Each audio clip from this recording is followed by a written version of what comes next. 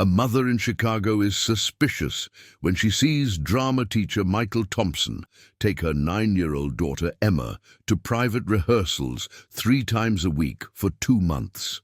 The girl comes back trembling, her hands cold, but refuses to talk about what happens in the locked room of the theater.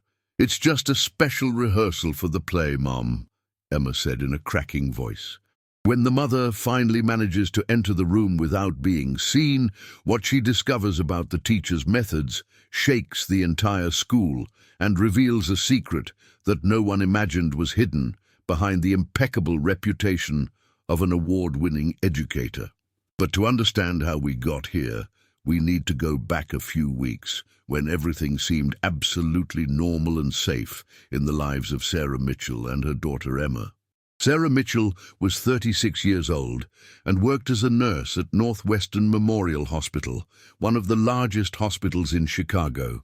She had been a single mother since Emma was 3 years old, when the girl's father decided he wasn't ready to be a father and simply disappeared from their lives. Since then, Sarah has built an organized life full of love for both of them. He worked double shifts whenever possible, saved every penny, made sure Emma had everything she needed, and above all, built a relationship of absolute trust and emotional closeness with his daughter. They were more than mother and daughter. They were best friends, confidants, life partners. Emma Mitchell had just turned 9 and was the kind of child who lit up any room. She had light brown hair that fell in natural waves to her shoulders, honey-colored eyes that sparkled when she was excited, and a wide smile that showed her still transitioning childhood teeth. She was cheerful by nature, outgoing, creative, full of energy and dreams. From a very young age, she showed love for the arts. He drew, sang, danced around the house, created elaborate stories with his puppets. But his true passion was theater. At the age of 7, when she participated for the first time in a small presentation at school, Sarah saw her daughter's eyes light up in a different way. Emma had natural talent, stage presence, clear and projected voice, ability to memorize lines quickly, and especially that rare thing that some actors have, the ability to make the audience completely believe in the character. They lived in Oak Park, a quiet, middle-class neighborhood on Chicago's west side, known for its tree-lined streets, well-kept homes, and excellent public schools. Their home was small but cozy. 2 bedrooms, a living room that Sarah decorated with photos of their special moments, a kitchen where they cooked breakfast together every day, and a small backyard where Emma liked to play on the weekends. The routine was well established. Sarah would wake up at 6 in the morning, prepare breakfast while Emma got ready for school, and at 7:15 they would drive to Lincoln Elementary School, which was only 10 minutes away. Emma came in at 7:45. Sarah would go to the hospital, work her shift, pick up Emma at 3:30 p.m., come home, do homework together, have dinner, watch some TV show, and Emma would go to bed at 9 at night. Weekends were reserved for walks in the park, visits to the public library, and always a lot of quality time together. In this video, you'll discover how one mother trusted her maternal instinct even when everyone said she was overreacting. You'll see how small signs, which most would ignore, have become the key to saving your daughter and possibly other children. Courage and determination can change everything in a matter of hours. Every detail here is based on true events, and what happened at that school in Chicago serves as a wake-up call for all the mums watching this video right now. If you've made it this far, it's because real history interests you. Help this content reach more people. Leave the like, subscribe to the channel, and activate the bell. Lincoln Elementary School was a respected institution in Oak Park, red brick building built in the 60s, with 3 floors, a large patio, a sports court, a well-equipped library, and, in the basement, a theater room that was the pride of the school. Lincoln's dramatic arts program was considered one of the best in the school district. Children who went through the program often won scholarships to art schools, participated in local productions, developed confidence and communication skills that they took with them for life. And the person responsible for all this success was Michael Thompson. Michael Thompson was 42 years old and had been teaching at Lincoln Elementary for 12 years. He was a well-known and admired figure, not only at school, but throughout the Oak Park community. Tall, about 6 feet tall, grey hair slicked back, always wearing well-pressed button-down shirts and dress pants, thin-framed glasses that gave an intellectual air. He spoke with a firm and clear voice, had a presence that commanded attention, and above all, had proven results. Its annual theatrical productions were events expected by the entire community.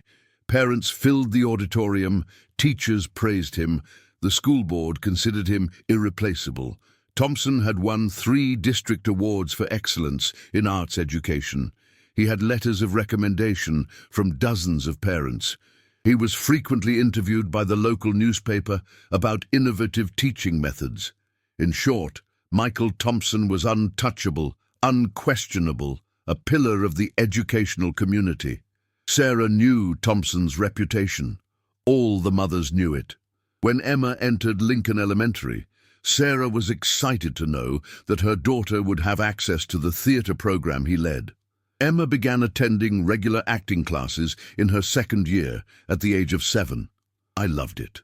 I would return home excited, telling about improvisation games, voice exercises, dramatic readings. Sarah saw her daughter flourish, gain confidence, make friends through theatre. It was beautiful to see.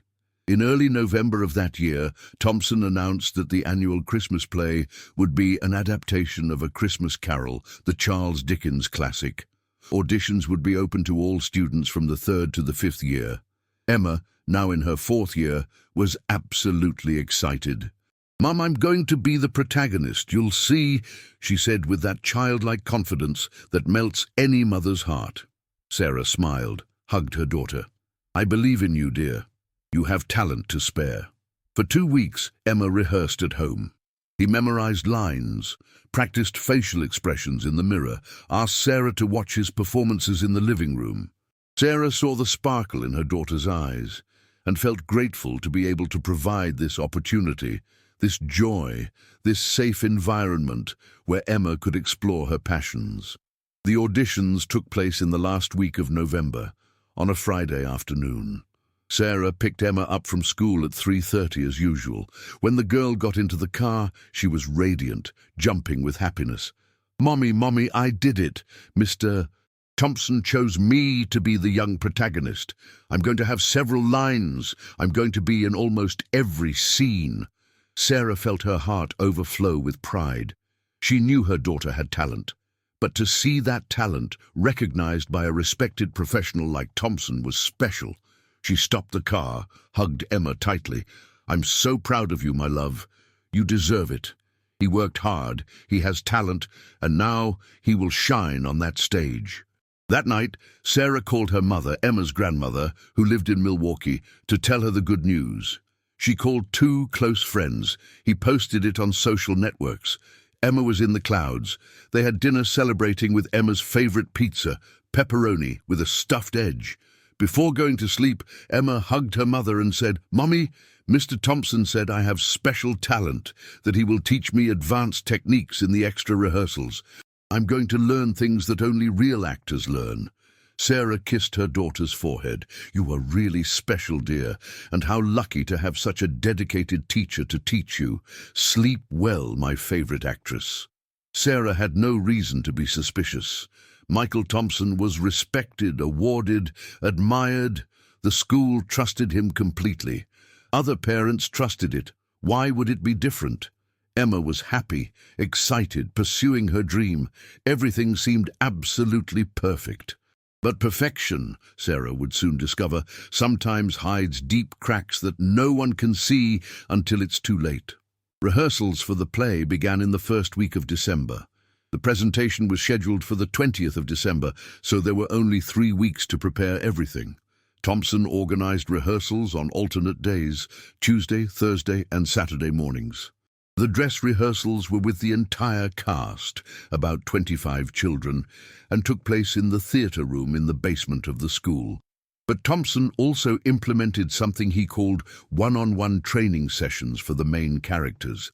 Emma, along with 3 other children who had prominent roles, would have extra 30-minute sessions after dress rehearsals. Mr. Thompson explained that these sessions are to refine our acting, Emma told her excited mother, to work on details that make the difference between a good presentation and an amazing presentation. Sarah found this to be exemplary dedication from a teacher. How wonderful to have an educator willing to invest extra time to develop the potential of students. She signed the authorization form that the school sent, allowing Emma to participate in the extra sessions. It didn't cross my mind to question it. Why would you question? It was a respected school, an award-winning teacher supervised educational activity. Emma was excited. Everything seemed right. The first week of rehearsals went normally. Emma returned home tired but happy. He told about the scenes they were putting together, the costumes that were being prepared, the songs they would sing. Sarah listened attentively, asked questions, showed genuine interest. She realized that her daughter was loving every second of the experience. In the second week, more specifically on the Tuesday of the second week of rehearsals, Sarah noticed something different when she went to pick up Emma. 3 weeks after the extra rehearsals began, Sarah began to notice subtle changes in Emma's behavior. The girl who had always been chatty, who told every detail of her day, began to be quiet. On Tuesday, when Emma got into the car after the extra rehearsal, Sarah noticed immediately. Emma didn't have her usual smile. He entered slowly, closed the door, put on his seatbelt in silence. "Hi, dear, how was the shoot?" Sarah asked enthusiastically, trying to cheer up her daughter. "Well, Mommy," Emma replied without looking at her, looking out the window. Sarah waited for more details that didn't come. Emma would normally talk endlessly about what happened, what the teacher said, what other children did, but nothing. Just silence. "Did you learn anything new today?" Sarah tried again. "Yes," Emma replied in a low voice. "What?" Sarah insisted, beginning to feel a vague discomfort in her stomach. "Techniques," Emma said simply. Sarah looked at her daughter in the rearview mirror as she drove. Emma was looking out the window, posture closed, hugging her backpack. Sarah thought it was strange, but thought that maybe her daughter was just tired. Theatre is demanding. Rehearsals can be physically and emotionally exhausting. Maybe Emma just needed to rest. But the pattern repeated itself on Thursday. Emma came back quietly again, and on Saturday morning, when Sarah came to pick her up after the 9 to 11 rehearsal, the girl was even more closed. He got in the car, put on his belt, turned his face to the window. "Emma, did something happen?" Sarah asked, this time more direct, feeling the discomfort grow. "No, Mom, it's okay," Emma replied too quickly, too defensively. Sarah wasn't convinced, but she didn't want to put pressure. Sometimes children need space to process feelings. Sarah decided to give this space, but she was attentive. By the 4th week of rehearsals, Emma's behavior had worsened. On Tuesday, when they got home, Emma went straight up to her room without even taking off her shoes. Sarah followed. "Emma, let's talk." "What's happening?" Emma was sitting on the bed, hugging a pillow. "Nothing, Mum. I'm just tired." Sarah sat next to her daughter, touched her shoulder. Emma shrank slightly at the touch. Sarah felt a chill down her spine. His daughter never shrank at his touch. They were close, affectionate, always hugging each other. That retreat movement, no matter how small, was completely out of the ordinary. "Do you want to stop with the theatre?" Sarah asked softly. "If it's being too much, you don't have to continue." Emma looked at her mother for the first time, eyes wide, almost panicked. "No, I can't stop. Mr. Thompson said that I am special, that I have rare talent, that I cannot waste. If I stop, I'll disappoint everyone." Sarah frowned. "Honey, you won't disappoint anyone. It's just a school play." Emma shook her head vigorously. It's not just one piece. It's important. Mr. Thompson said that will define whether I have a future in the theatre or not. Sarah sensed something wrong in that sentence. Why would a teacher put so much pressure on a 9-year-old? But before she could answer, Emma had already gotten up. I need to take a shower, Mom. I'm sweaty. And he left the room quickly. Sarah sat there on her daughter's bed, looking around the room. Stuffed animals organized on the shelf, posters of children's movies on the wall, a desk full of drawings and schoolwork. Everything is so normal, so innocent, so safe. But something was wrong. Sarah felt in her guts, that maternal instinct that cannot be ignored, that inner voice that screams danger even when everything seems seemingly normal on the surface. She shook her head, trying to push away negative thoughts. Perhaps he was exaggerating. Perhaps Emma was just under normal pressure from an important presentation. Perhaps Sarah was being overprotective. On Thursday of that week, something happened that set all the alarm bells in Sarah's head off for good. She went to pick up Emma at 3:45, the agreed time after the extra rehearsal that ended at 3:30. Sarah arrived at the school parking lot, parked in the usual place, waited. 3:45 passed, 3:50, 4 hours. Emma did not appear. Sarah began to worry. She took her cell phone, thought about calling the school office, but decided to go in and look for her daughter in person. The school was almost empty. Some cleaning staff, a secretary at the front desk who waved at Sarah, 2 teachers chatting in the hallway. Sarah went down the stairs that led to the basement where the theatre room was. The hallway was dark, lit only by fluorescent lights that hummed slightly. There was a musty smell mixed with scenery paint. Sarah listened to her own breathing, her footsteps echoing on the old linoleum floor. He arrived at the door of the theatre room. It was closed. Sarah brought her ear close to the door and heard muffled voices inside. Michael Thompson's deep, controlled voice said, "You need to trust me, Emma. That's part of the process. All the great actors have been through this. You want to be big, don't you?" Sarah felt her heart race. There was something in his tone of voice, something that sounded wrong, controlling, manipulative. She tried to open the door. Locked. Sarah knocked on the door, 3 firm knocks. "Mr. Thompson." "Emma?" Total silence for 3 seconds that seemed eternal. Then Sarah heard quick footsteps, the sound of something being moved, hurried whispers. The door opened. Michael Thompson was standing there smiling, but Sarah immediately noticed disturbing details. He was sweating, not a light sweat from normal exertion, but visible drops on the forehead, damp stains on the shirt. His breathing was slightly labored, and his eyes, which had always looked calm and professional, had something different now. Something Sarah couldn't identify, but which made her feel deeply uncomfortable. "Ah, Mrs. Mitchell," he said in a voice too controlled, too forced. "Arrived early today." Sarah looked over his shoulder and saw Emma sitting in a chair at the back of the room. The girl's eyes were red and swollen. "Is everything okay?" Sarah asked, trying to get into the room. Thompson took a half step to the side, slightly blocking his passage, but subtly enough not to seem purposeful. "Everything great," he replied, with that professional smile. "We were working on an emotionally intense scene. Emma here is a natural actress. He can access deep emotions. It's rare in someone so young." Sarah walked past him and went straight to Emma. The girl got up when she saw her mother approaching. "Mommy!" Emma said in a trembling voice. Sarah knelt in front of her daughter, held her shoulders, looked into her eyes.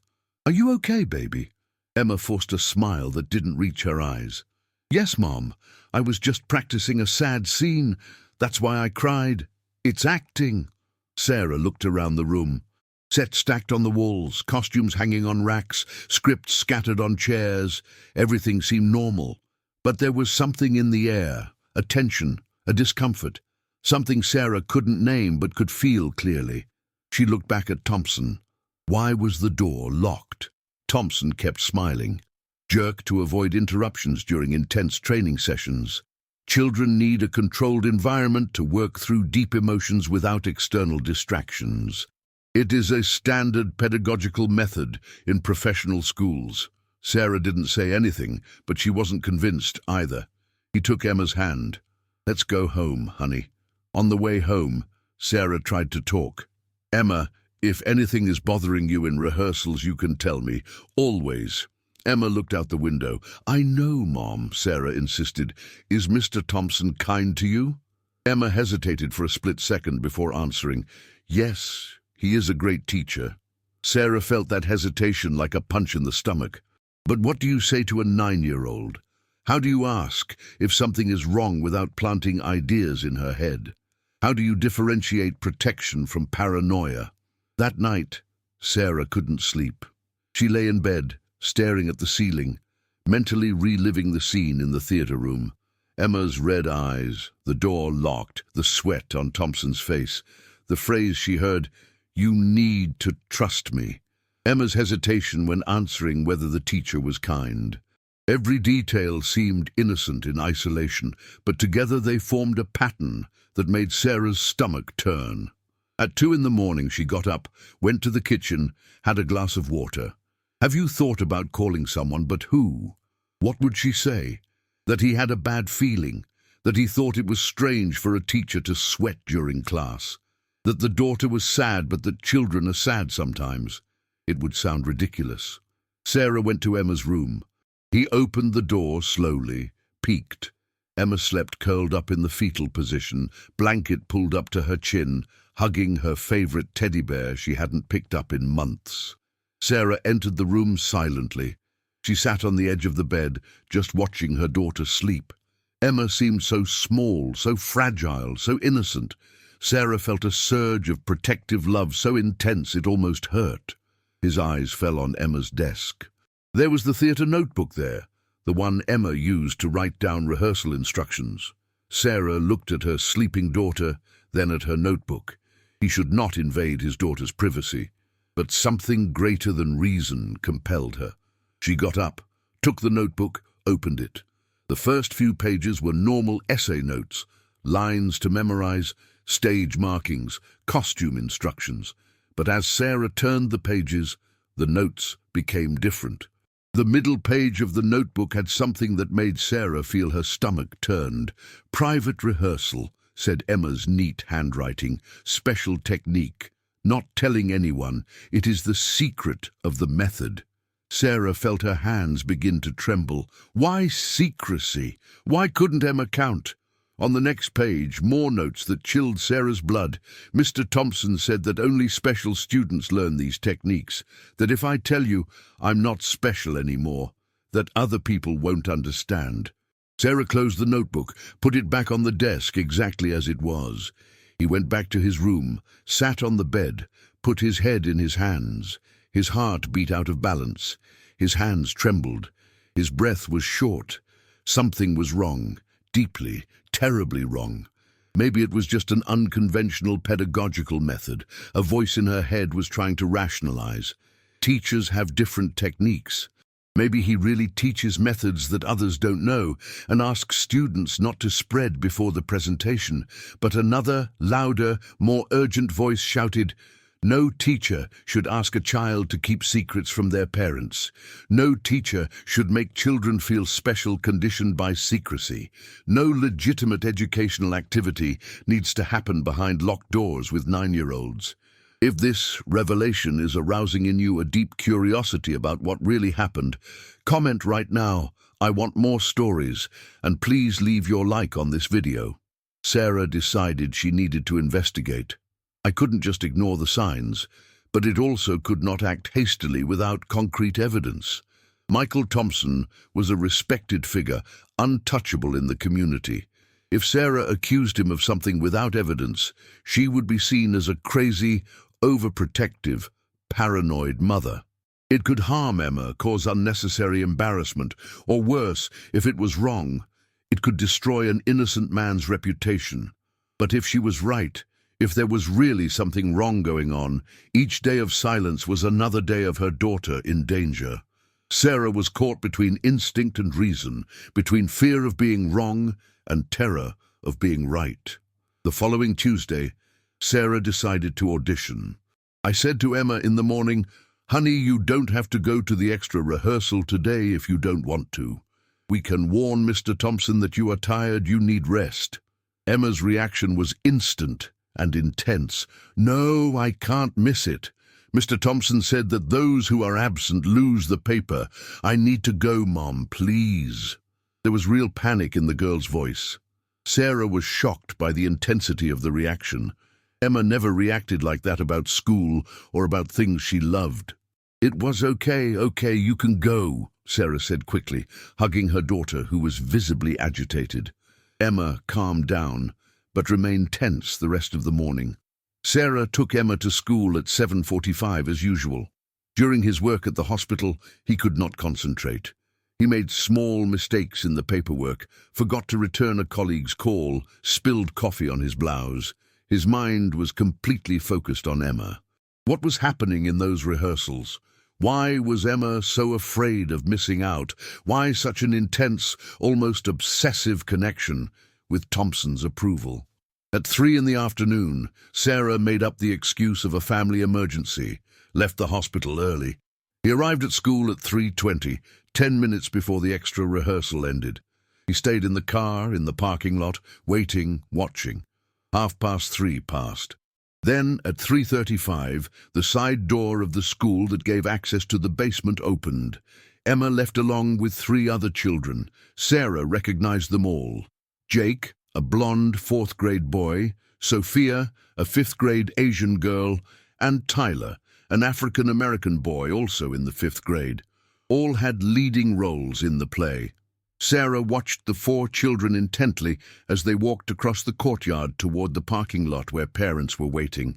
They were quiet, very quiet. They didn't talk to each other, they didn't laugh, they didn't joke. They just walked in silence, low looks, slow steps. It was completely unnatural for children of that age. Sarah saw Lisa, Jake's mother, wave to her son. Jake got into her car. He saw Karen, Sophia's mother, do the same. He saw Tyler's grandmother pick him up. All the adults seemed normal, calm, without noticing anything wrong.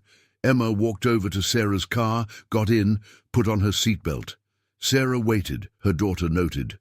Emma looked at her lap, hands clasped, breathing too controlled, as if she were trying to appear calm. "How was it today?" Sarah asked in a soft voice. "Well," Emma replied without looking at her mother. "What did you practice?" "Techniques of expression," Emma said mechanically. Sarah insisted, keeping a casual tone. "What kind of techniques?" Emma turned her face to the window, body tensing. "They are special, Mom, for real actors.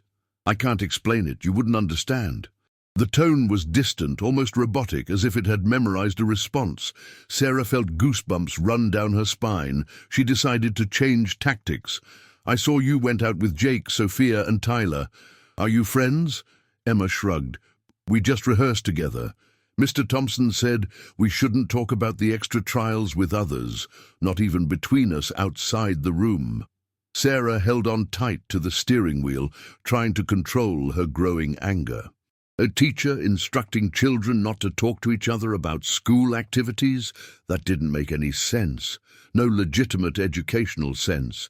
But what happened in the next few hours would destroy all the certainties she had.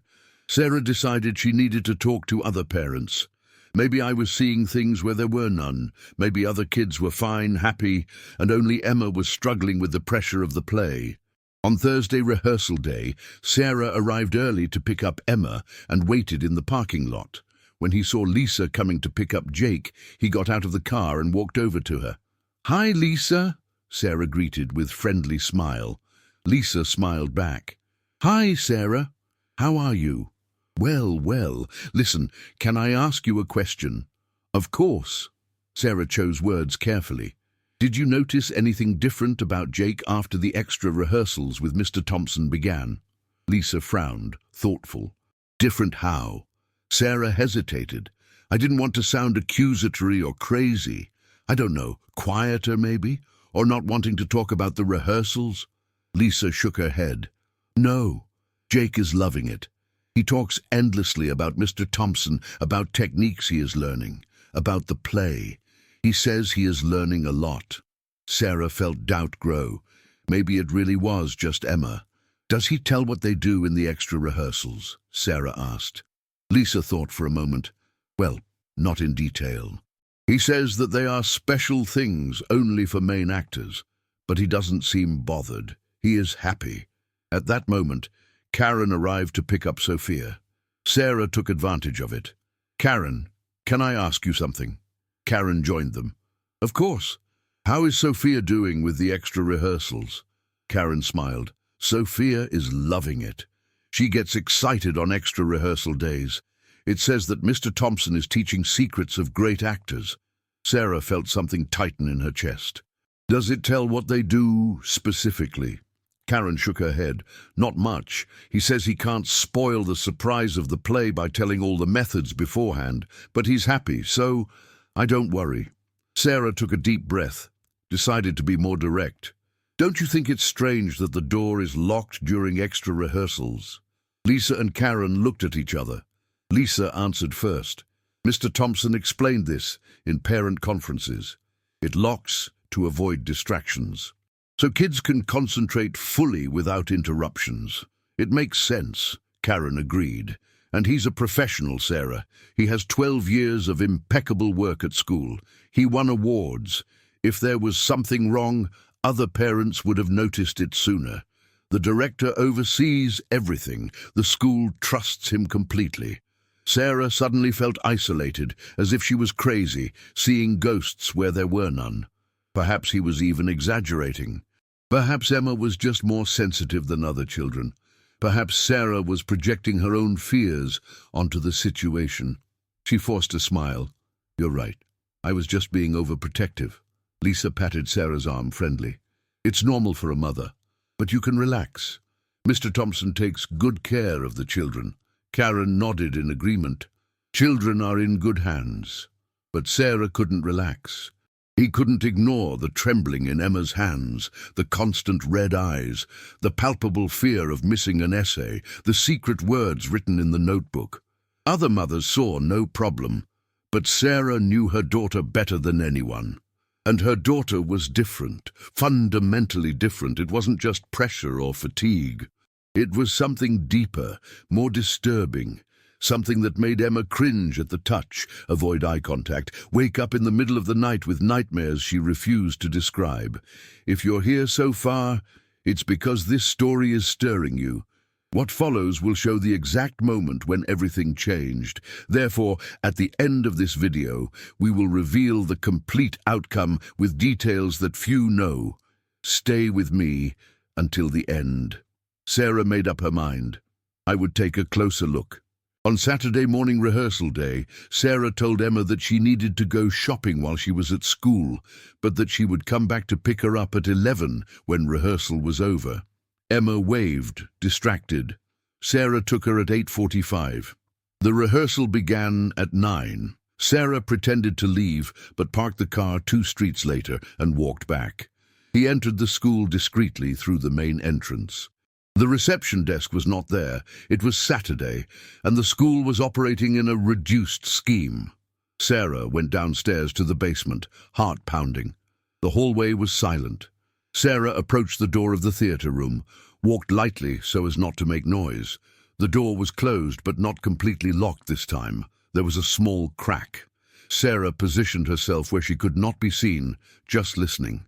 He heard Thompson's voice. Now let's work on a scene that requires absolute trust. I want you to close your eyes. Everyone. Emma, you first. Come here. Sarah heard light footsteps, probably from Emma. Thompson's voice continued. Yes. Now stay put. Very quiet. Don't move, no matter what. Great actors need to learn to trust the director completely, to obey without question, to give themselves totally to the process. Sarah felt nauseous. There was something deeply disturbing about the choice of words. Obey without question. Surrender totally. These were not normal teacher instructions. They were phrases of manipulation, of control. Sarah wanted to get in immediately, but she held back. He needed more. I needed to understand what exactly was happening. He kept listening. Thompson's voice. Now, I'm going to touch your shoulder, Emma. Don't be alarmed. It's part of the exercise. Stay put. Then I'll touch your arm. Then maybe your face. You need to learn not to react, to maintain character even with external stimuli. Sarah felt anger grow. Why would a teacher need to touch the face of a 9-year-old child as a theatrical exercise? This was not pedagogical. It was inadequate. It was wrong. Sarah was about to enter when she heard footsteps approaching down the hallway. A school janitor was coming towards him, pushing a cleaning cart. "Sorry, can I help with something?" he asked politely. Sarah quickly walked away from the door. She started, but didn't know how to end sentence. The janitor smiled. "Are you expecting your daughter? The rehearsal will still take about 40 minutes. Sarah forced a smile. "Yes, I arrived too early. I'll wait in the car." The janitor waved. "Mr. Thompson takes great care of the children. You can trust it. He is the best." And he continued with the cart down the aisle. Sarah left school, feeling frustrated and powerless. I'd heard disturbing things, but would they be enough? Would a lawyer or school principal say that they were just methods of action? That Sarah was misinterpreting? She needed something more concrete. He needed evidence that no one could question. He went back to the car, waited. At 11, Emma left. He got into the car in absolute silence. Sarah looked at her daughter. Emma was pale. His hands trembled visibly. He had deep, dark circles under his eyes. "My God, you're cold," Sarah said, touching her daughter's hand. Emma was cold as ice. "Mummy, I want to go home," Emma said in a voice so low that Sarah could barely hear. "Of course, honey," Sarah replied, trying to keep her voice calm despite the growing panic. What happened inside? Emma began to cry silently, tears streaming down her face. "I can't talk, Mum. I promised not to tell." "If I tell you," he said. Emma's voice broke completely. Sarah stopped the car immediately on the side of the road, turned to her daughter. "He said what, Emma? Tell me, please." Emma shook her head, crying harder. I can't. Sarah hugged her daughter right there in the car, feeling Emma's small body tremble against hers. His heart was broken into 1,000 pieces, but his mind was clear and determined as ever. Something was happening. Something real, concrete, harmful. It was not imagination. It wasn't paranoia. It wasn't Emma's oversensitivity.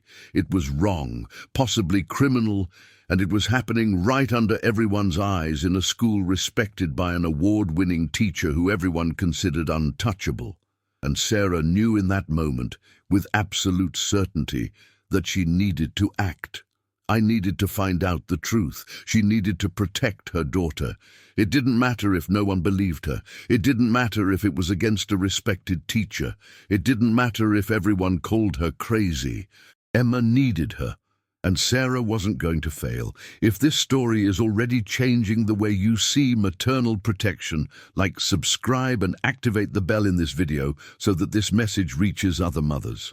Sarah took Emma home, and the girl spent the rest of Saturday locked in her room.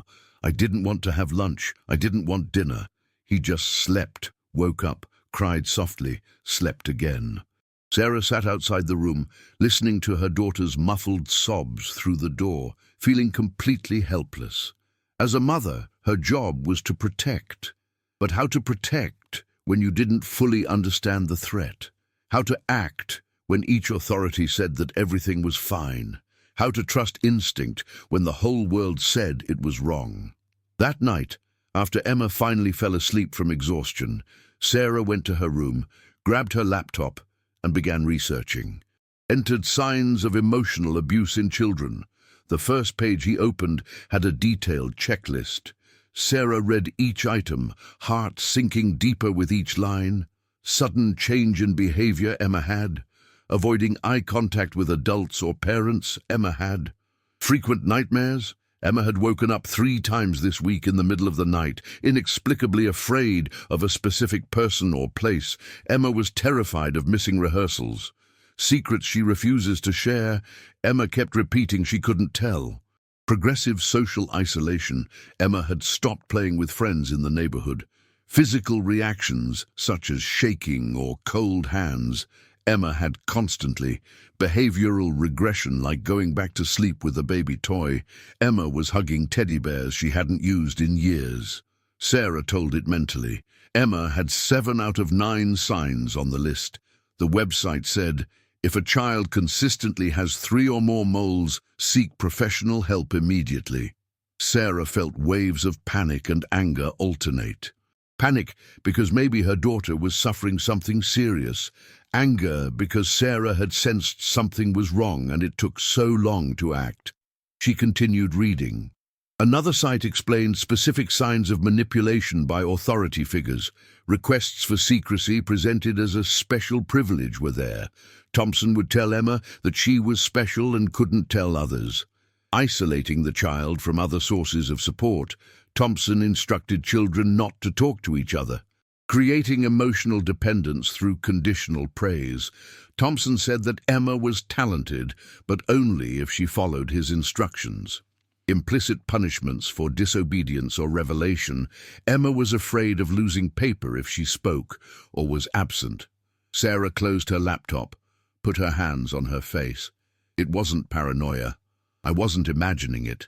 The signs were all there, clear as day to anyone who knew what to look for. But the problem was that no one else was looking. Everyone blindly trusted Michael Thompson. His reputation was impenetrable armor, 12 years of work, 3 awards, dozens of letters of recommendation, hundreds of children who have passed through his classes. How could Sarah, a single mother, a nurse with no training in education or psychology, accuse such a respected man without concrete evidence? On Monday morning, Sarah made a decision. He called the Lincoln Elementary office and asked to speak to the principal, Mrs. Patricia Morrison. He managed to schedule a meeting for that afternoon at 2. Sarah left work early again, inventing another family emergency. She arrived at school at 2 o'clock, nervous but determined. Patricia Morrison was about 60 years old, grey hair tied in a bun, reading glasses hanging from a chain around her neck, the firm presence of an experienced educator. He sat behind the desk, a professional smile. Ms. Mitchell, how can I help? Sarah took a deep breath. It's about my daughter Emma and the extra rehearsals with Mr. Thompson. Patricia waved, still smiling. Yes, Emma was chosen for the lead role. Congratulations. She has a lot of talent. Sarah continued. Thank you. But I'm worried. Emma has been showing changes in behavior since extra rehearsals began. She is very quiet after rehearsals, refuses to talk about what happens there, has nightmares, cries for no apparent reason. Patricia frowned slightly. I understand your concern, but plays can be emotionally demanding for children. Some stress is normal, Sarah insisted, but it's not just normal stress. Emma said that Mr. Thompson instructed her not to tell anyone about the methods used in the extra trials, that they are secret. Don't you think that's weird? Patricia leaned back in her chair. Ms. Mitchell, Michael Thompson is one of our most dedicated and competent teachers. He has his own method that has been proven to work. Perhaps he asks for confidentiality so as not to spoil the surprise of the presentation or to protect the intellectual property of his methods. This is not uncommon. Sarah felt frustration grow.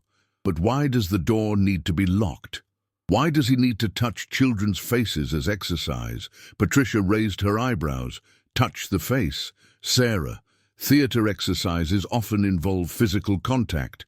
Confidence exercises, emotional work, scene blocks, all supervised and professional. Mr. Thompson underwent a criminal background check like all employees. There is nothing in his record that raises any concern.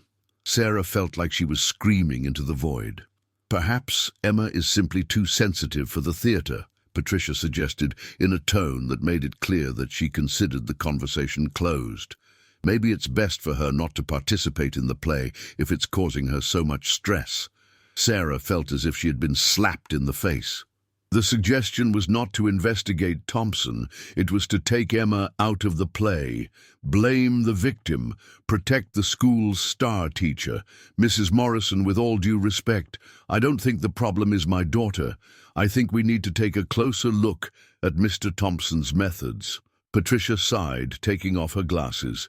Mrs. Mitchell, I understand that you are a concerned mother, but you need to understand that Michael Thompson is a respected professional with years of experience. If there was anything improper in their methods, it would have been identified long ago.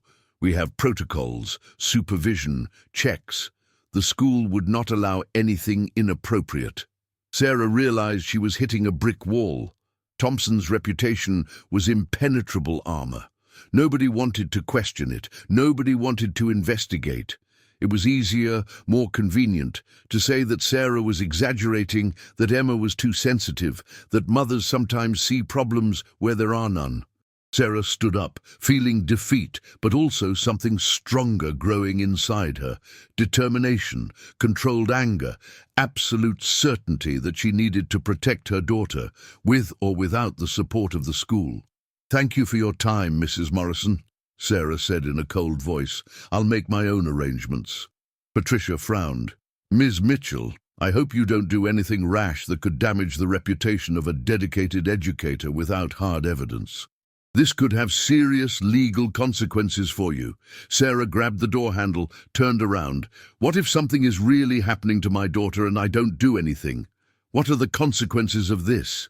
And he left, closing the door with more force than necessary. In the car, Sarah sat for 5 minutes just breathing, trying to calm the anger that simmered inside her. The school wasn't going to help. The principal was not going to investigate. Other mothers saw no problem. Sarah was completely alone in this, but he couldn't give up. Emma needed her. Sarah took out her cell phone, searched on Google for a lawyer specializing in children's rights. He found an office in downtown Chicago. He called, briefly explained the situation, got an appointment for that afternoon at 5. The lawyer, James Chen, was about 50 years old, with a small but organized office, piles of cases on the table. He listened attentively to Sarah for 20 minutes as she described everything she had observed, the changes in Emma, the secrets, the locked doors, the frustrated meeting in the theater, the meeting with the director. When Sarah finished, James clasped his hands together, resting his elbows on the table. "Ms. Mitchell, I understand your concern, but I need to be honest with you. Without concrete evidence, making accusations against a respected teacher is extremely risky. You could face defamation lawsuit, losing custody of your daughter if they judge that you are creating an environment of paranoia." Sarah felt despair grow. "But he's doing something to my daughter." "I know it is." James nodded sympathetically. "I believe you believe that. But from a legal point of view, what do you have? Behavioral changes that can be attributed to normal stress. Locked doors that have a pedagogical explanation. Secrets that can be about peace surprise. Professor with a clean record, 12 years of exemplary work, awards, recommendations. Without physical evidence, without testimony from the child himself confirming specific abuse, there is no case." "So what do I do?" Sarah asked, voice breaking. "Just take my daughter out of the play and hope nothing worse happens." James took a deep breath. "You can take Emma out of the play, yes. That's your right as a mother. You can search for child therapist for Emma, do professional evaluation. If the therapist identifies signs of trauma or abuse, they will have a medical document that serves as evidence. You can, if you really believe that there is immediate danger, install a hidden tape recorder in Emma's backpack to capture what is said during rehearsals. But I need to warn you that this may be illegal depending on how it is used, and it may not be admissible in court." Sarah seized onto that last idea as a lifeline. Recorder. Concrete evidence of what Thompson said, how he behaved, what methods he used. It wouldn't be Sarah's word against his word. It would be his own voice, recorded, indisputable. If he wasn't doing anything wrong, recording would prove it, and Sarah could finally relax, knowing that she was just being overprotective. But if he was doing something inappropriate, Sarah would have irrefutable proof. "Where do I buy a tape recorder?" Sarah asked. James wrote electronic store address. "But remember, officially I didn't recommend it. and be very careful. If it is caught, it can complicate everything." Sarah left the office with renewed determination. I had a plan now. It wasn't perfect, it had risks, but it was action. It was better than standing there watching her daughter suffer. He drove straight to the electronics store that James had indicated. He bought a small digital recorder, the size of a keychain, which could record up to 8 continuous hours with high audio quality. It cost $120 that Sarah hadn't planned to spend, but it didn't matter. He tested the recorder right there in the store, made sure he knew how to operate, that the audio was clear.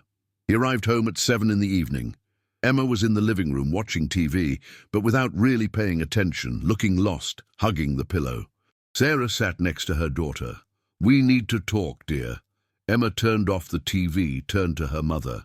"You don't have to go back for the extra rehearsals if you don't want to," Sarah started. Emma widened her eyes. "But the play is next week. I need to go. If I don't go, they'll get me off the ground." Sarah held her daughter's hands. "Emma, listen to me. Nothing, absolutely nothing, is more important than you being well. If rehearsals are making you sad or scared, you don't have to go." Emma began to cry. "Mommy, you don't understand. Mr. Thompson said I'm his best student in years, that I have a future in the theatre, that if I give up now, I'll prove that I'm not strong enough, that I don't have what it takes, that all the other girls who wanted the role will know that I gave up." Sarah felt hatred for Thompson growing up. He was manipulating Emma, planting fear of failure, fear of judgment, using her dreams and ambitions against herself. That's exactly what abusers do. They isolate the victim, make him feel that he needs their approval, that to disappoint would be a catastrophe. Sarah pulled Emma into a tight embrace.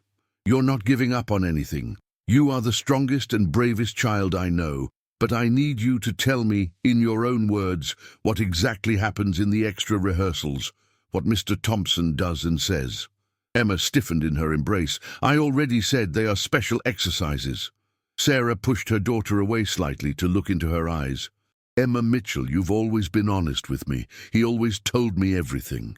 Please don't stop now. You can tell me anything, absolutely anything, that I will always believe in you and protect you."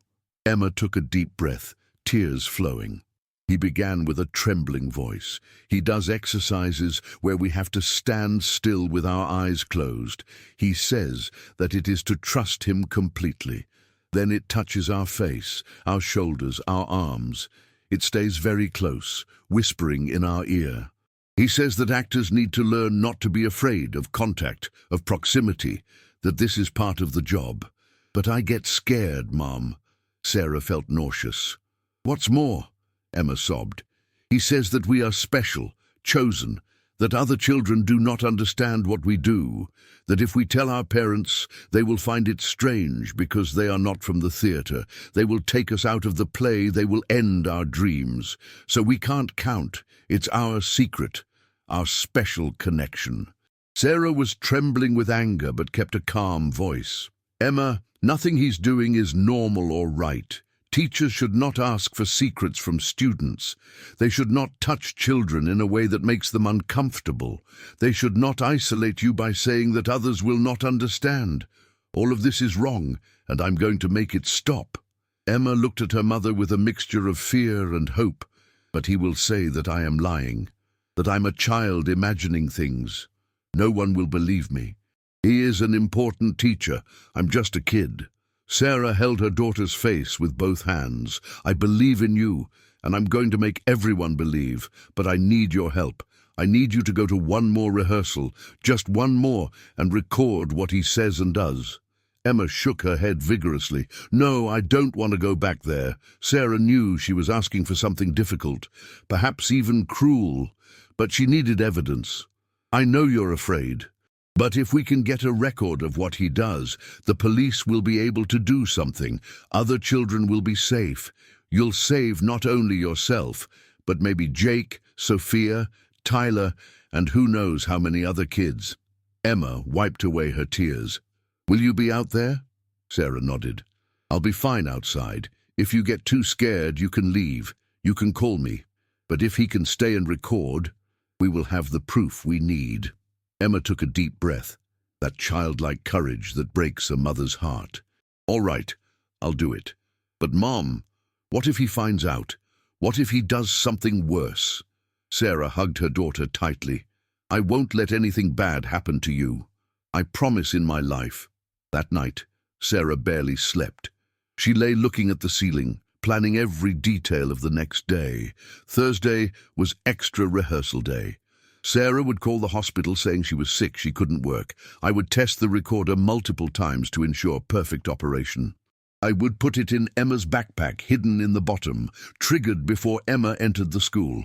Sarah would stand in the parking lot, waiting, ready to rush in if Emma called for help. And then, with a recording in hand, he would go straight to the police. Not for the director, who had already made it clear that she would protect Thompson, not for other mothers who didn't believe, straight to legal authorities who could not ignore hard evidence. But Sarah also had another card up her sleeve. She recalled that a co-worker at the hospital, Jennifer Costa, was a police officer before becoming a nurse. They were not close, but they talked occasionally in the cafeteria. Sarah decided that she would call Jennifer, explain the situation, ask for advice on how to proceed legally. Maybe Jennifer still had contacts in the police, could facilitate the process, ensure that the recording was taken seriously. On Thursday morning, Sarah woke up at 5:30, earlier than usual. She prepared a special breakfast for Emma, pancakes with strawberries, the girls' favorites. She tried to keep the atmosphere normal, light. She didn't want Emma to panic before the rehearsal. While Emma ate, Sarah tested the recorder for the 5th time. It worked perfectly.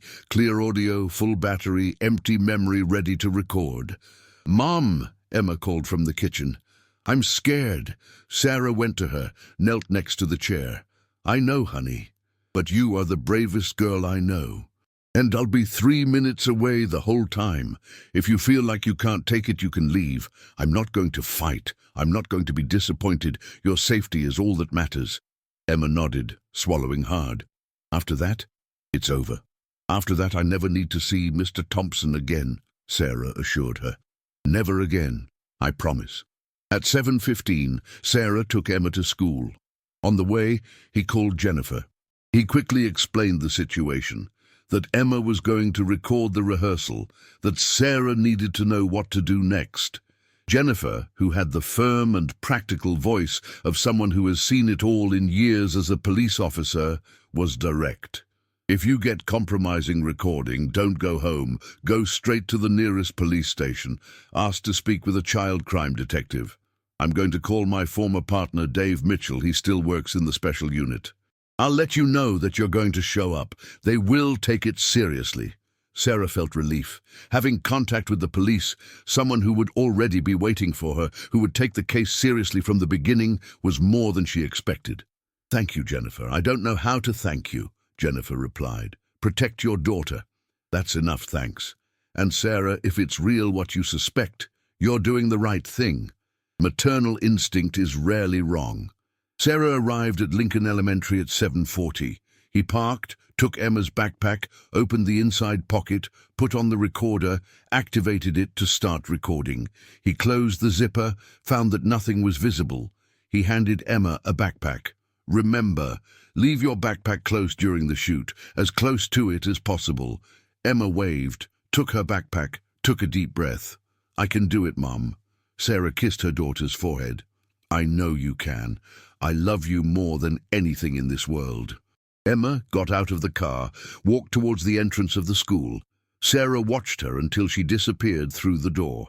Then he took out his cell phone, found that it had a full battery, volume at maximum, in Do Not Disturb mode except for calls from Emma, and he waited. Regular classes were from 8 to 3.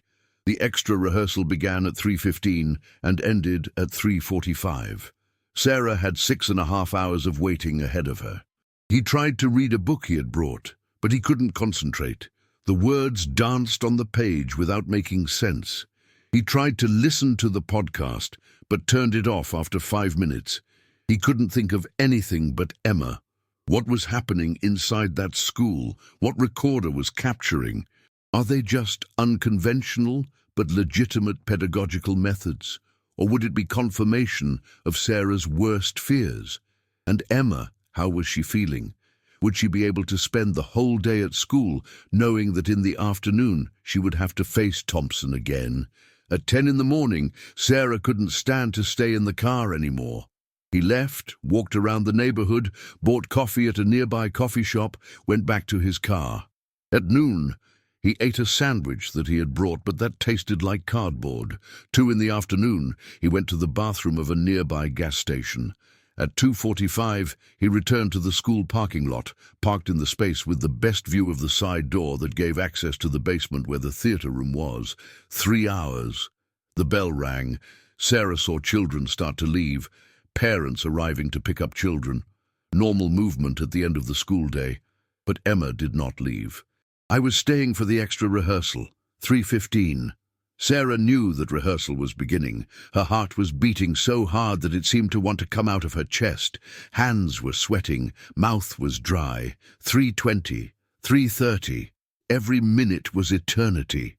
Sarah stared at her phone constantly, hoping it would ring, that Emma would call for help, or fearing that it would ring because it would mean something had gone wrong. 3:40.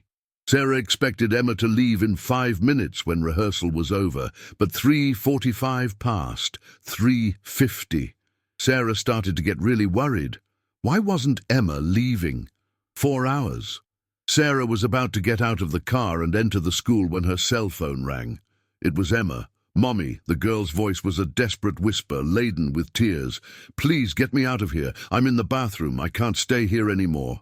Sarah already had a key in the ignition. "Where are you exactly?" "Second floor ladies' restroom, near the library. Stay there, I'm going." Sarah got out of the car, ran to the entrance of the school. He no longer cared about discretion, about causing a scene, about protocol. Her daughter was panicking and needed her. He entered through the main door. The desk secretary looked surprised. "Can I help?" Sarah didn't stop. "My daughter needs me." He ran upstairs, found the bathroom near the library. "Emma!" The door of the last box opened. Emma came out, her face red with tears, trembling from head to toe. Sarah hugged her daughter, feeling her small body shake with sobs. "It's okay, Mommy's here. You're safe. Let's go." Emma grabbed her mother with desperate force. "He was worse today, Mom. Much worse. He said things that scared me a lot." Sarah took her daughter's face. "Is the backpack recording everything?" Emma nodded. "I left it near him as you ordered." Sarah felt goosebumps. If Thompson was worse, if he had said more compromising things, the recording would be even stronger evidence. "Let's grab your backpack and get out of here." But when they went down to the basement, the door to the theater room was locked. Sarah knocked. No one answered.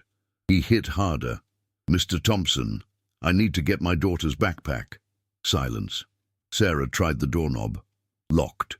She looked at Emma. "Is he still in there?" Emma nodded. "With the other children, Jake, Sophia and Tyler." Sarah knocked again, this time kicking the door hard. "Open that door now! Michael Thompson, open!" Finally, steps. The door opened. Thompson stood there, red face, sweat dripping, heavy breathing. "Mrs. Mitchell, the rehearsal is not over yet." Sarah pushed the door hard, entered. The 3 other children were sitting in chairs, staring at the floor, silent. The scene was disturbing even though nothing obviously wrong happened. The air was heavy, tense, charged. "I came to get my daughter's backpack," Sarah said in a cold voice. Thompson pointed to the corner of the room where backpacks were stacked. Sarah went there, took Emma's backpack, opened it to check. The recorder was still there, still recording, small red light flashing discreetly. Sarah turned to Thompson. "Emma will no longer participate in her rehearsals, nor of the play. It's over." Thompson stepped toward her, hands outstretched in a soothing gesture. "Ms. Mitchell, I know you are worried, but I assure you that everything I do here is professional and pedagogical. Emma has so much potential. It would be a shame to waste it for misunderstanding." Sarah held the backpack tightly. "It is not a misunderstanding, and it is not a decision for discussion." He took Emma's hand. "Let's go." As they left, Sarah heard Thompson say to the other three children, in a voice that she tried to sound normal, but was clearly shaken, "Let's wrap it up for today. You can go." Sarah didn't look back. He went upstairs with Emma, left school, went straight to the car. He put Emma in the back seat, locked the doors. He took his backpack, took out the tape recorder, hung up. 3 hours and 20 minutes of recording. Sarah plugged in headphones, pressed play. The first few minutes were the sounds of a normal classroom, children entering, talking, then Thompson's voice telling everyone to sit down. The dress rehearsal began with the four of them. They were rehearsing a scene from the play. Everything seemed normal. But then, at minute 28 of the taping, Thompson said, "Jake, Sophia, Tyler, can you wait outside in the hallway for a few minutes? I need to work on an individual scene with Emma." Sounds of chairs being moved, footsteps, door opening and closing, so silence for a few seconds. Thompson's voice, lower now, almost whispers. "Emma, come over here. Today we are going to work on the most intimate scene of the play. You need to demonstrate complete vulnerability." Emma's voice, shy. "Okay," Thompson continued. "Close your eyes. Take a deep breath. Trust me completely. I'm going to touch your face, your shoulders. Don't be alarmed. Great actresses learn to surrender to the director without fear, without hesitation. If you walk away, if you resist, you prove that you are not ready. Do you understand?" Sarah felt nausea grow. His voice was manipulative, controlling, completely inadequate. Emma replied in a trembling voice, "I see. Thompson, great. Now stay put, completely immobile.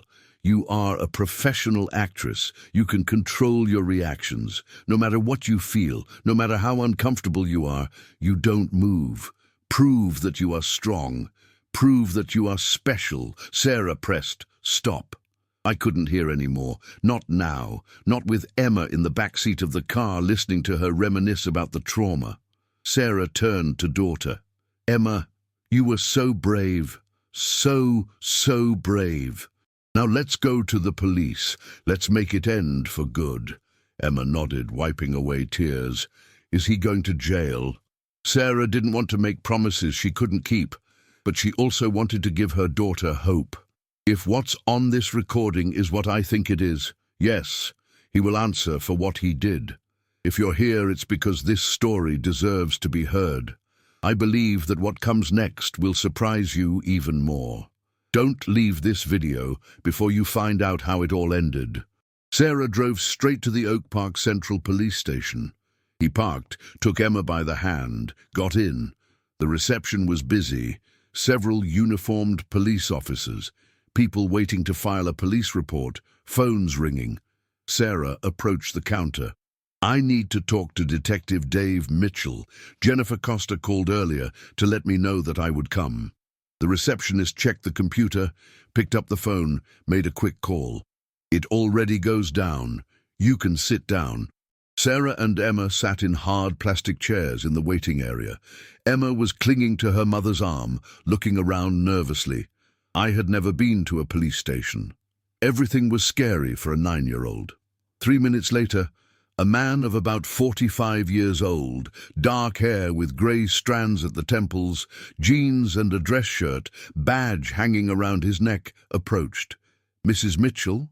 Sarah stood up. "Yes." He held out his hand. "Detective Dave Mitchell. Jennifer called me. Let's go to a more private room where we can talk."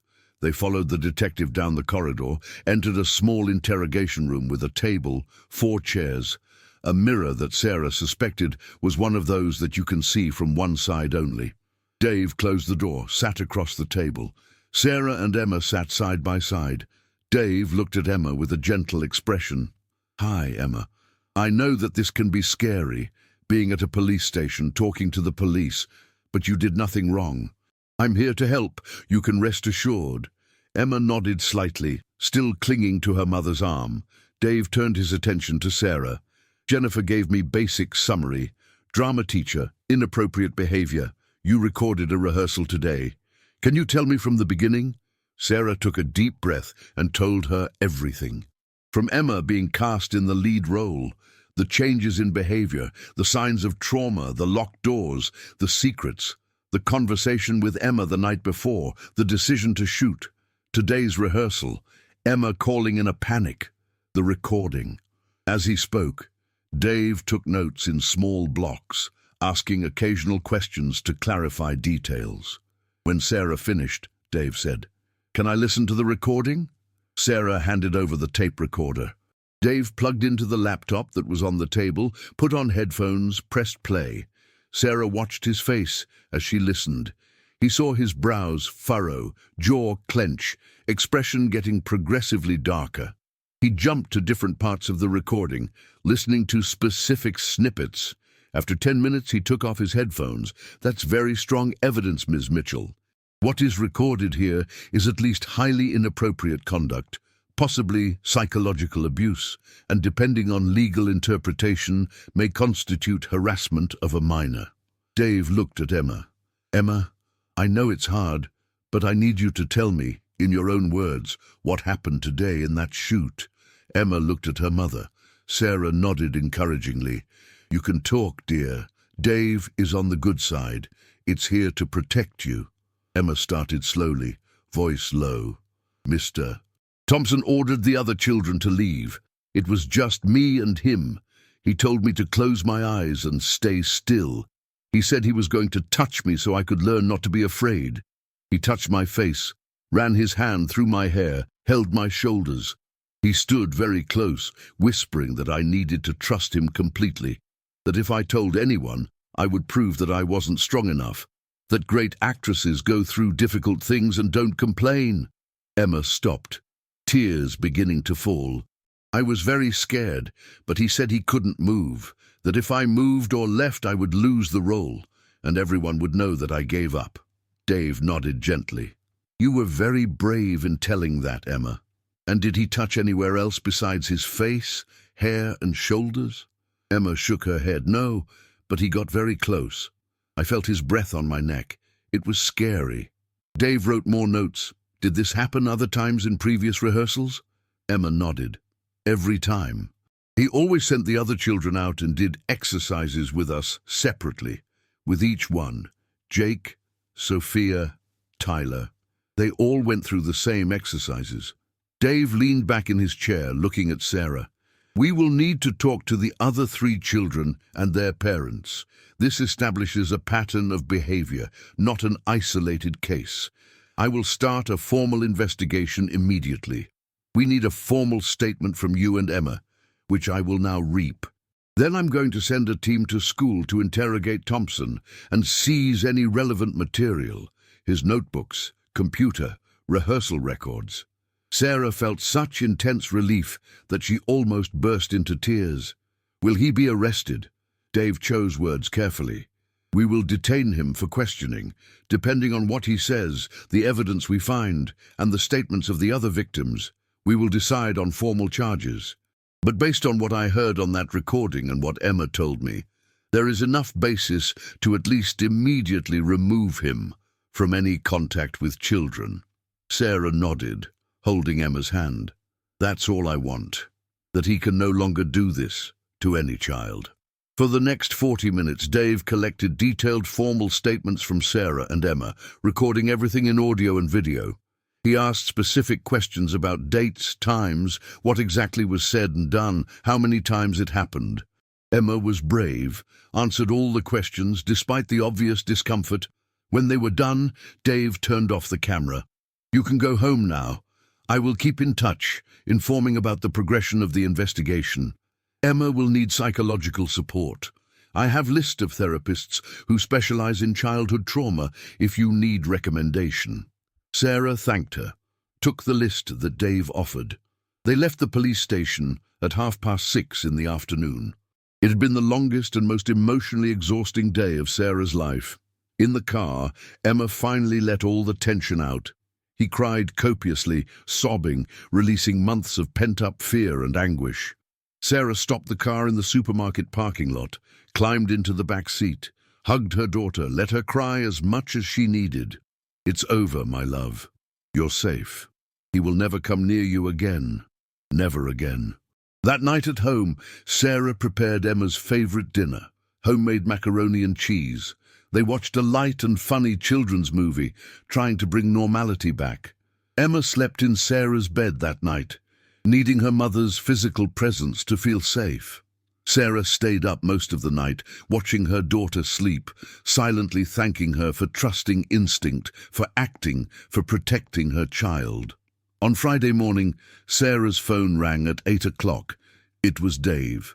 "Ms. Mitchell, I have updates. We questioned Michael Thompson last night.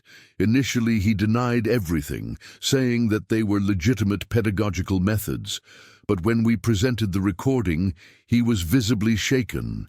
He tried to justify it, saying that they were standard confidence exercises in professional drama schools. But anyone with knowledge of child protection knows that it is not appropriate." Sarah felt her heart race. "Was he arrested?" Dave continued.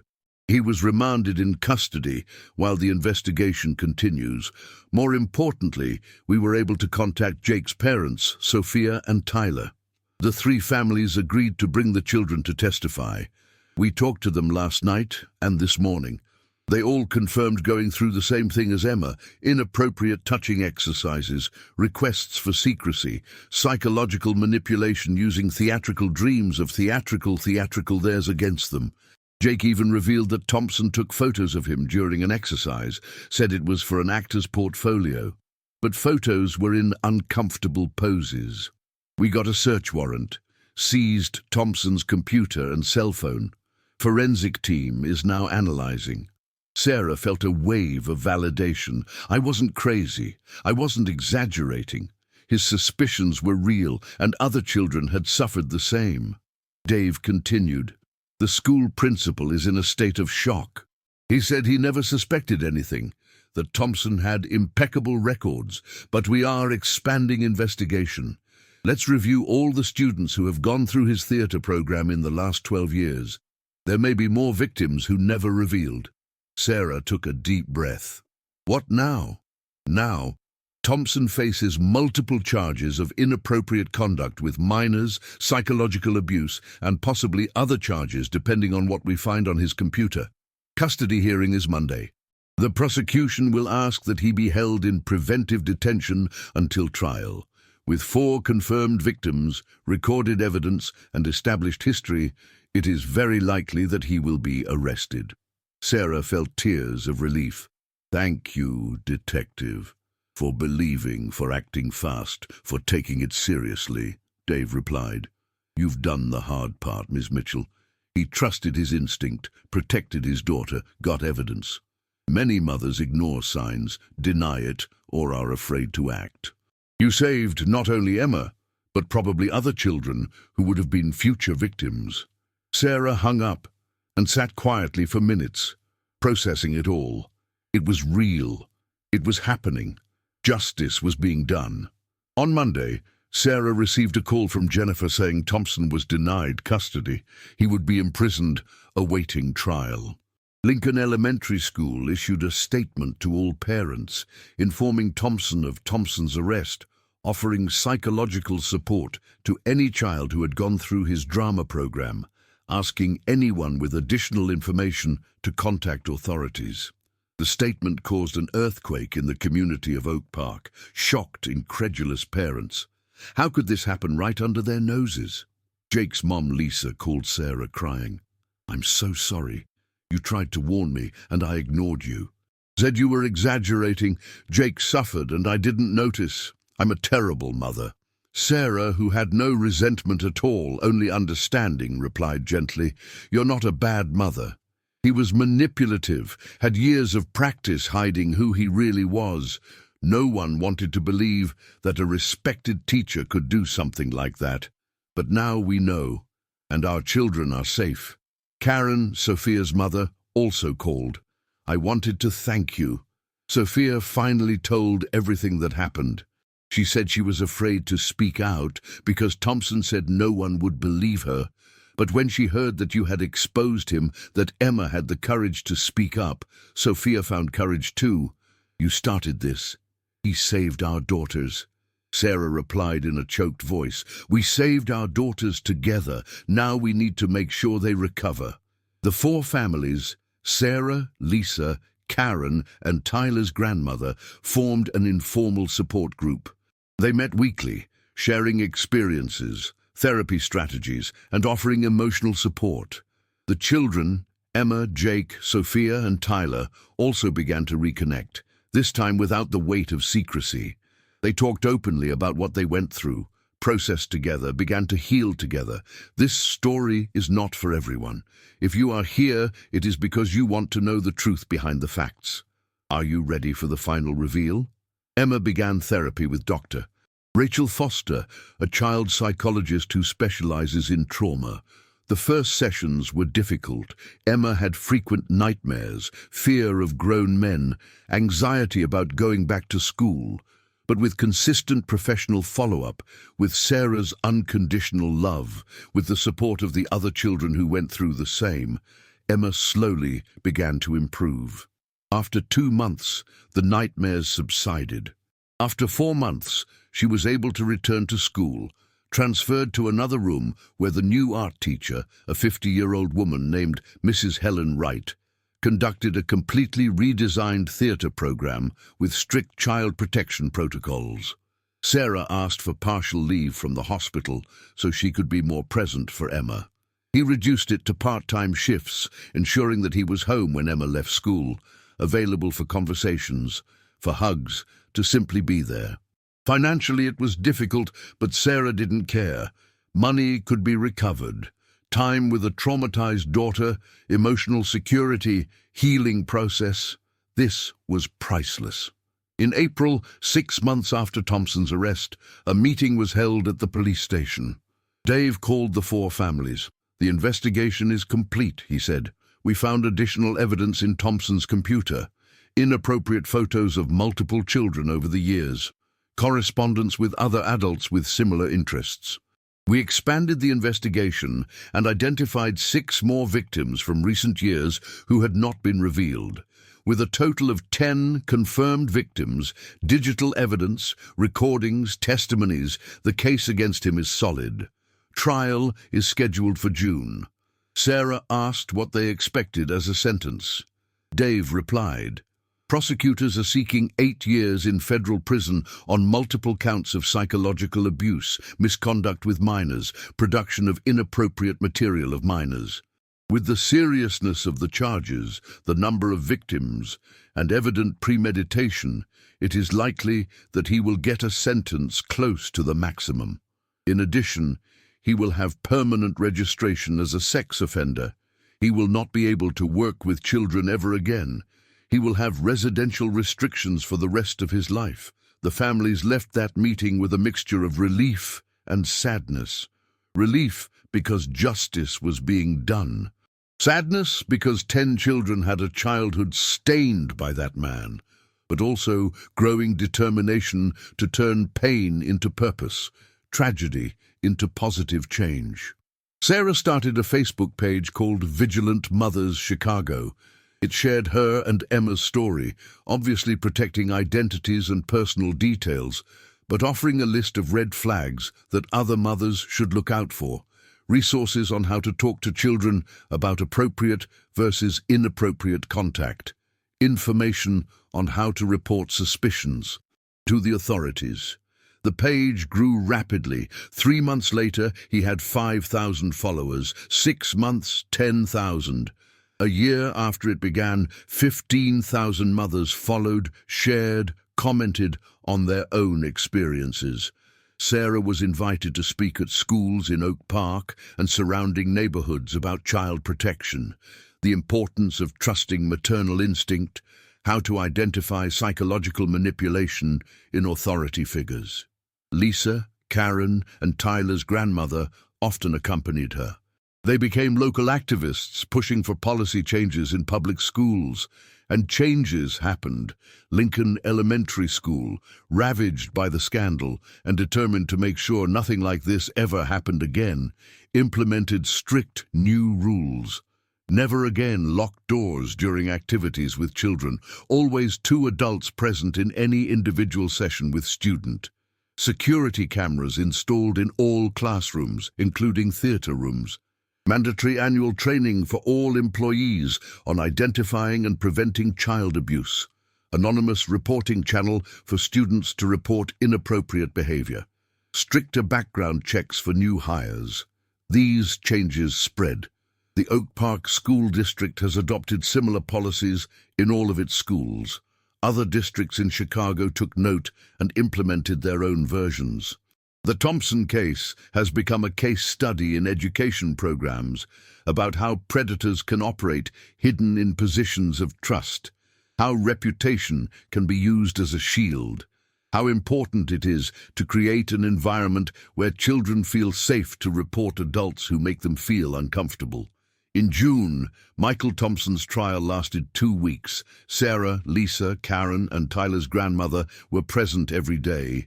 They heard evidence being presented, witnesses testifying, experts explaining the psychological damage caused to the children. Emma did not have to testify in person in court. Her recording and recorded testimony at the police station were sufficient, sparing her the added trauma of confronting Thompson face to face. Thompson tried to defend himself, claiming that everything was misunderstood, that methods were pedagogical, that he never had inappropriate intent. But the jury was not convinced. Evidence was too much, victims too many, pattern too clear. After 6 hours of deliberation, the jury returned with a verdict. Guilty on all counts. Thompson was sentenced to 8 years in federal prison, 5 years probation upon release, permanent registration as a sex offender, a lifetime ban from working with children or attending places where children congregate. When the sentence was read, Sarah felt Emma, who was sitting next to her, relax for the first time in months. "It's over, honey," Sarah whispered, hugging her daughter. "It's finally over," Emma waved, tears of relief flowing. "He can't hurt anyone anymore," Sarah confirmed. "No, never again." Before we continue, help bring real stories to those who really care. If you want to be part of this mission, don't forget to like this video, subscribe to the channel, and activate the bell. 2 years have passed since that terrible day in the theatre hall. Emma was now 11 in 6th grade, and though she still had hard days, days where memories came back and caused anxiety, she was immensely better. He continued in the ministry, now only monthly maintenance sessions instead of weekly. She went back to doing theatre, but this time in a community arts school run by Mrs. Wright, where there were very clear rules of protection. Never a closed door, always parents being able to attend rehearsals if they wanted, a totally transparent and safe environment. Emma had roles in 2 plays since then, and the twinkle in her eye when she went on stage was back. But now it was different. There was maturity there, awareness, strength that didn't exist before. Sarah looked at her daughter and saw not only the child she had protected, but the young woman she was becoming. Emma learned lessons that many people take a lifetime to understand, if at all. He learned that his voice matters, that your discomfort is valid and should be respected, that no adult, no matter how important or respected, has the right to make her feel threatened or uncomfortable. That secrets that adults ask children to keep are rarely good secrets. That asking for help is not weakness, it is courage. That her mother would always believe in her and protect her, no matter what. But Sarah also learned profound lessons in those 2 years. She learned that maternal instinct is not paranoia. It is an evolutionary tool fine-tuned over millions of years to detect danger before conscious reason can process it. When that visceral discomfort, that tightness in the stomach, that internal alarm goes off, there is reason.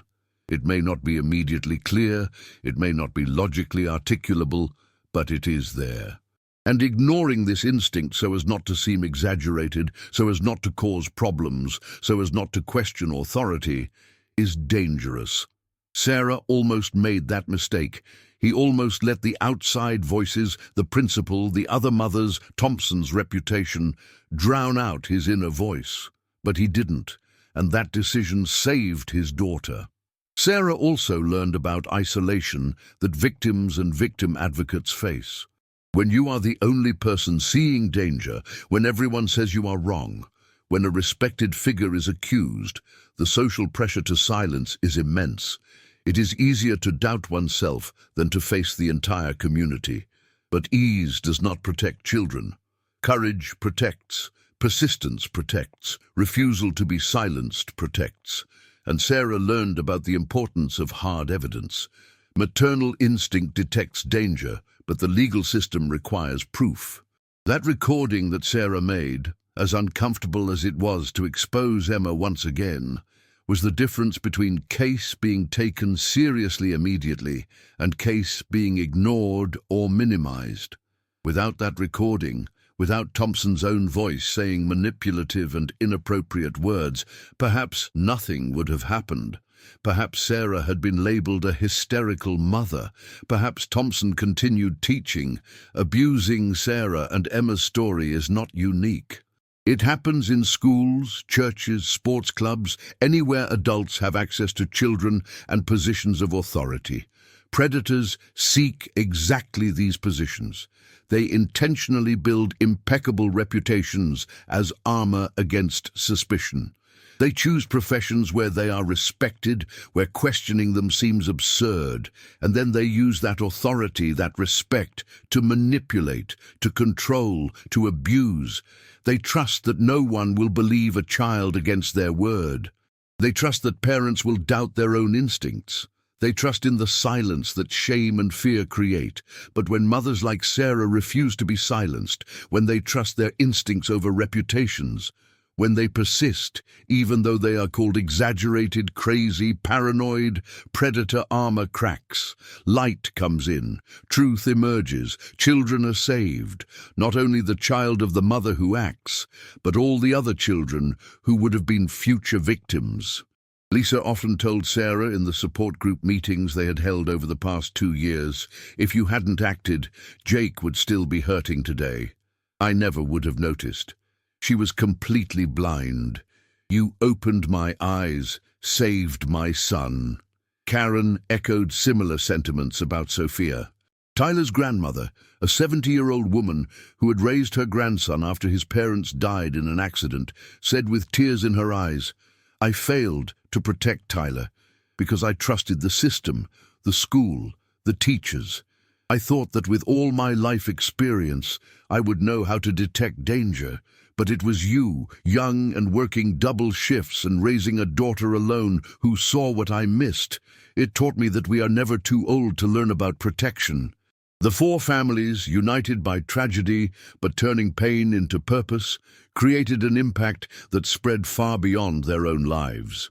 The support group they formed eventually expanded to include 8 other families whose children were identified as Thompson's previous victims.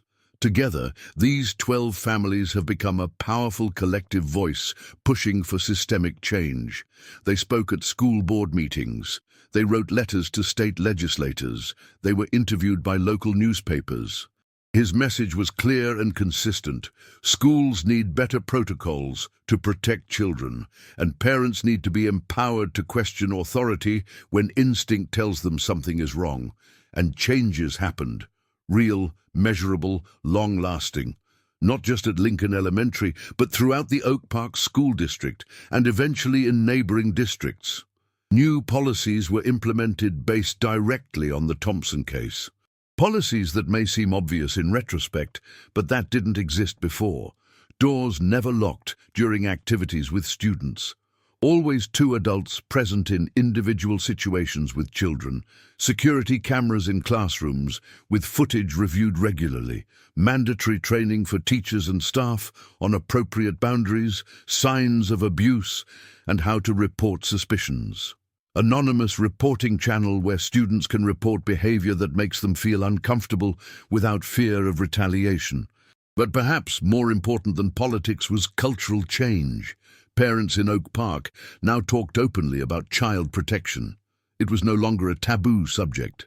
Mothers shared signs to watch out for, encouraged each other to trust instincts.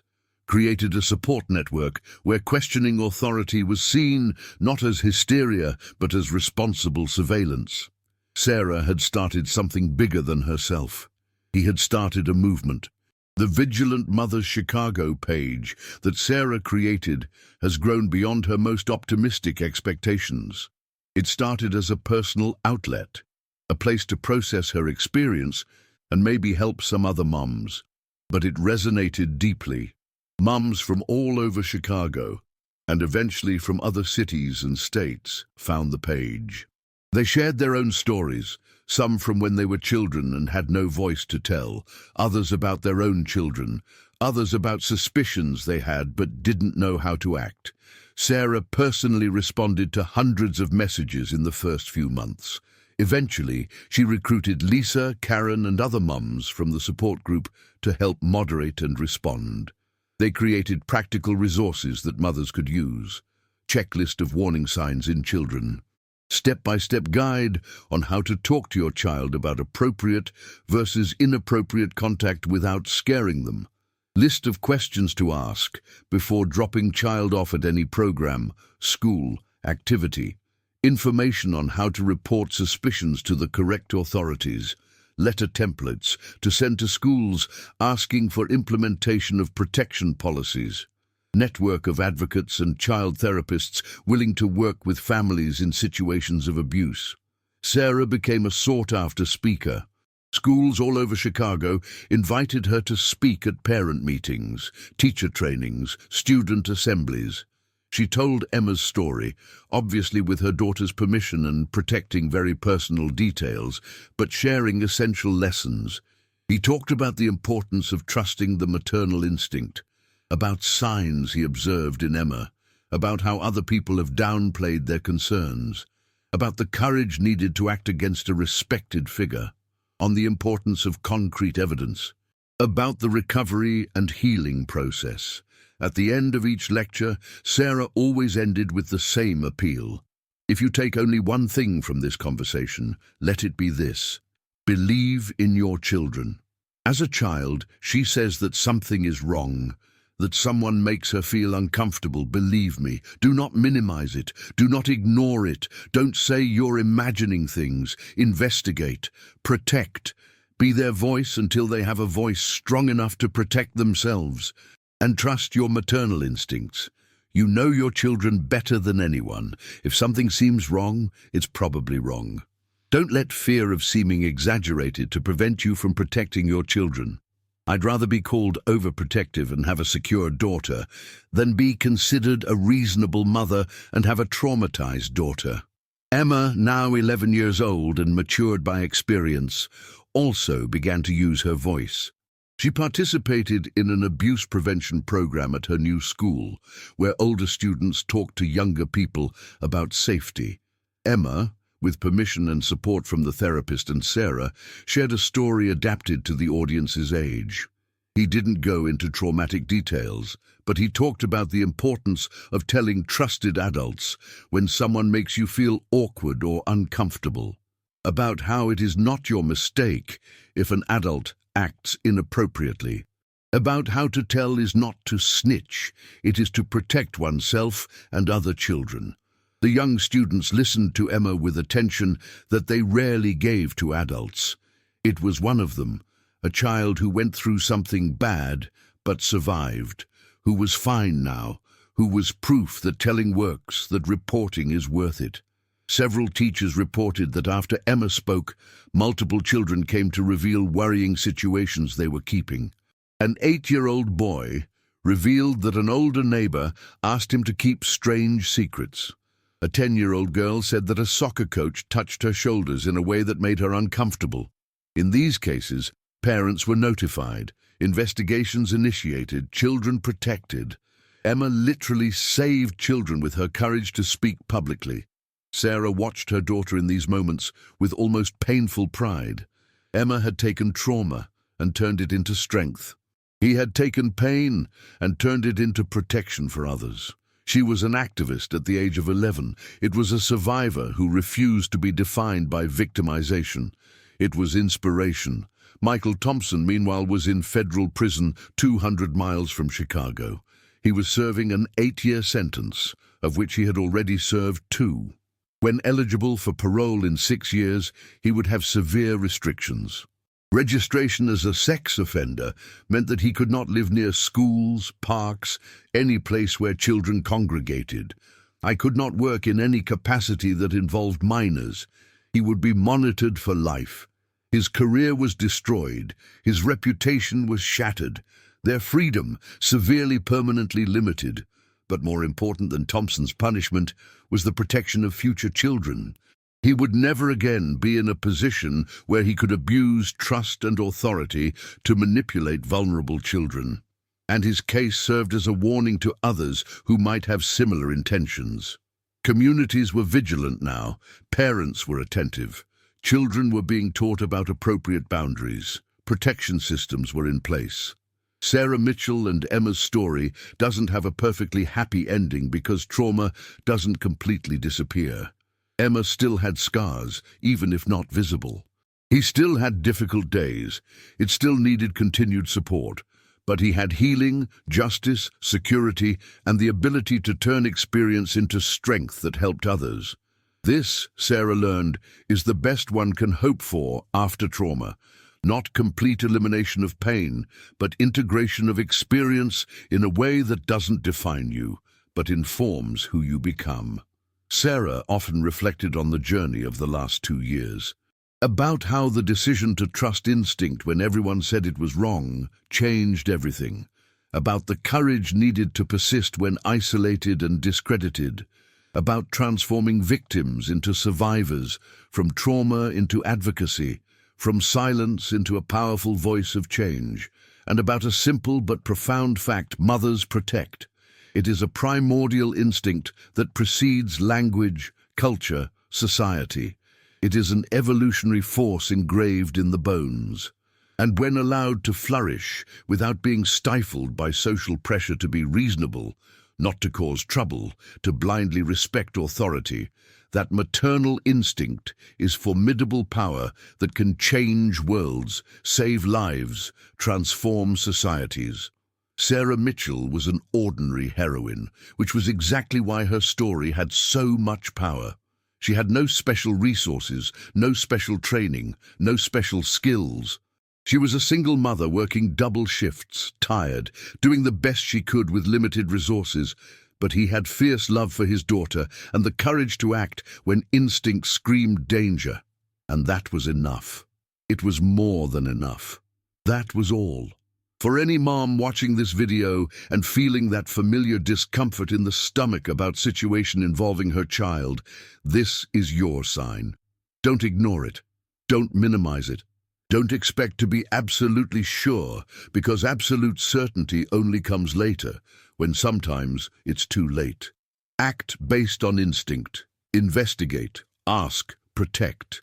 You're not being crazy. You're not exaggerating. You are being a mother.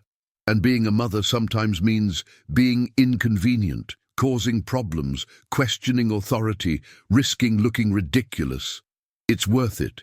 Your children are worth it.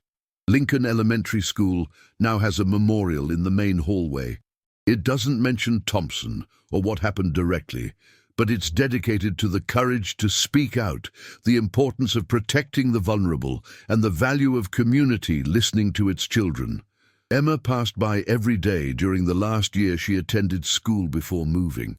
I always stopped for a moment, read the recorded words: "Our school protects our children because they trusted us to tell, and we trusted them to listen." And Emma smiled because she knew she was part of making it happen, that her courage and her mother's courage created real and lasting change that would protect children for generations to come. This is Sarah and Emma Mitchell's story. A story of maternal instinct, courage in the face of doubt, justice despite obstacles, and the transformation of trauma into a legacy of protection. It's a story that every mother should know, because every mother can be Sarah if the situation demands it. Every mother has that instinct. Every mother has that courage, even when she doesn't know she has it, until the time comes for the test. And every mother can change everything with the simple but profound decision to believe in instinct, believe in child, and act with the fierce love that characterizes motherhood at its best. Don't go out. Take the next step in this journey by watching the next video on our channel, which will appear here on the screen. In it, we will continue to discover stories that touch the heart and remind us of the power of maternal love and the importance of protecting those we love most. If this story moved you, if it touched your heart, if it made you think differently about protection and maternal instinct, leave your like so that more people can know this powerful message. Subscribe to the channel and ring the bell so you don't miss the next stories that can transform your perspective and maybe, who knows, save a life. Because every story we share here has a purpose to educate, empower, and protect. A big hug, and see you in the next heartwarming story that deserves to be told and heard by every mother who puts the safety of her children above all else.